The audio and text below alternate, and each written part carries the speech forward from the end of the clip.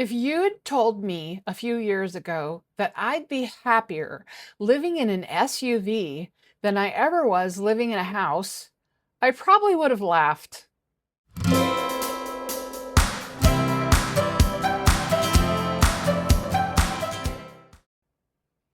But here I am.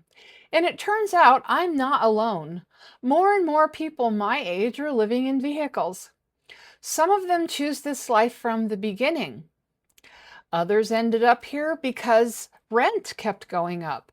Retirement income didn't stretch far enough. A marriage ended, or life simply took an unexpected turn. What's interesting is that many of the people who didn't choose this life at first ended up deciding they don't want to go back. So, why is that? For me, it comes down to freedom. I sometimes joke that a sticks and bricks house is one you're stuck in. If your neighbors make your life miserable, you're stuck, unless you pack everything up and move. When you live in a vehicle, you have options. If you don't like where you are, you can simply drive somewhere else.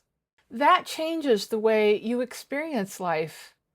Another thing I never expected was how much time I'd spend outside. When I lived in a house, I spent most of my time indoors. Now, the first place you'll find me every morning is outside. I notice the sunrise. I notice birds.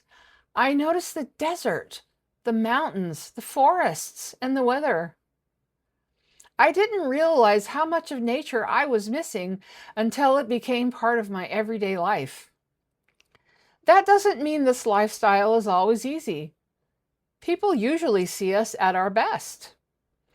They meet us in campgrounds, on public land, or at truck stops. They see people who take pride in their vehicles, decorate them, and genuinely enjoy their lives. What they don't always see are the difficult days. There are times when money is tight. There are times when you're lonely. And there are times when you're trying to figure out healthcare, Social Security, insurance, or where you're going to park that night.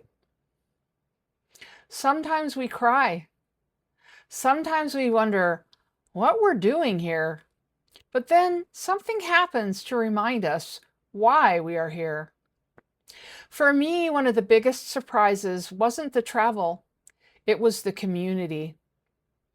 During my first year on the road, I was living on very little income. Sometimes friends would help me with gas money or groceries. Sometimes complete strangers did. I found communities of people who understood this life because they were living it too. Nobody looked down on anyone for needing a little help.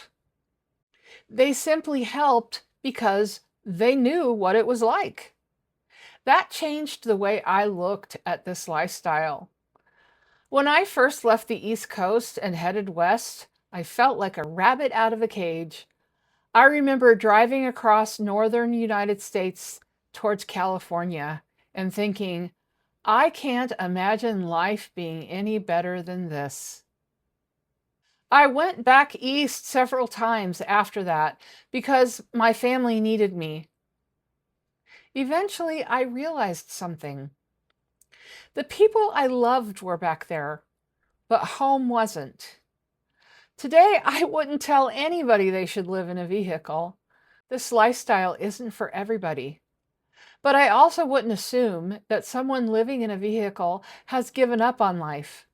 Sometimes they've found a life that fits them better. If you're watching this video because circumstances are pushing you towards vehicle living, I hope you're a little less afraid. If you're already living this life, I hope you feel understood. And if you've never met someone who lives this way, I hope you leave with a better understanding of why more people my age are living in vehicles and why we stay. I'm Ruby, and this is Road Life Hub. See you down the road.